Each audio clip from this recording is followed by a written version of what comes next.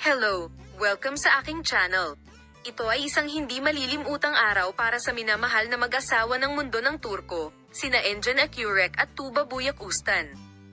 Gumawa sila ng isang kahangahangang hitsura at palabas sa telebisyon sa kanilang hindi malilimutang kasal sa mga lansangan ng Paris, na sikat sa romansa. Gayunpaman, ang araw na ito na puno ng kawalang kasalanan ay natabunan ng isang hindi inaasahang pangyayari. Ang away na naganap pagkatapos ng kasal ay pumukaw ng interes sa world media. Nag-iwan ito ng maraming katanungan sa isipan ng lahat. Binasag ng mag-asawang binuo nina Engin Akyurek at Tuba Buyak Ustan ang kanilang katahimikan matapos ang laban sa kanilang kasal, at ang punto kung saan sa wakas ay isiniwalat nila ang mga katotohanan ay nasiyahan ang mga kinatawan ng mag-asawa sa pagkamausisa ng publiko sa pamamagitan ng pagsasabi ng katotohanan sa likod ng away sa kasal sa kanilang pahayag sa mamamahayag.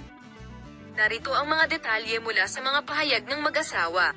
Sa pagkumpirma na ang ugat ng problema ay ang ilang mga hindi inanyayahang tao na nagsisikap na pumasok sa kanilang kasal, sinabi ng mag-asawa na ang insidente ay naganap bilang resulta ng isang serye ng mga hindi pagkakaunawaan at maliliit na salungatan.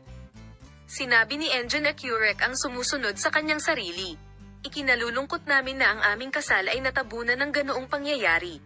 Gayunpaman, ang laban na ito ay lampas sa aming kontrol, at nagresulta ito sa ilang mga tao na sinubukang pumasok sa venue kahapon. Nais ng aming mga bisita na dumalo sa mga pagdiriwang na hindi namin tinukoy na mga bisita. Tuba Buyak Ustan, ginawa namin ang aming makakaya upang maiwasang mangyari ang insidenteng ito. Ang mga security team ay namagitan sa maikling panahon at kinuha ang insidente sa ilalim ng kontrol. Pero syempre, hindi naman inaasahang mangyayari ang ganoong event sa kasal namin. Ipinahayag din ng mag-asawa na ang mga menor de edad na pinsala na naganap sa panahon ng labanan ay higit na napigilan at walang malubhang pinsala, at binigyang diin na bagaman ang negatibong insidenteng ito ay nagdulot ng anino sa kanilang kasal, ang pagmamahal at suporta nina Engin Akyurek at Tuba Buyak Ustan para sa ang bawat isa ay kayang pagtagumpayan ang anumang bagay.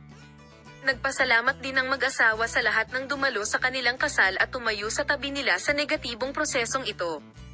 Sa kabila ng matinding atensyon ng media, ipinahayag ng mag-asawa na sila ay magsasama-sama pagkatapos ng kaguluhang ito at magpapatuloy ng kanilang buhay ng masaya. Bilang resulta, ang away na naganap sa kasal nina Engin Akyurek at Tuba Buyak Ustan sa Paris ay tila resulta ng hindi pagkakaunawaan na lampas sa kontrol ng mag-asawa.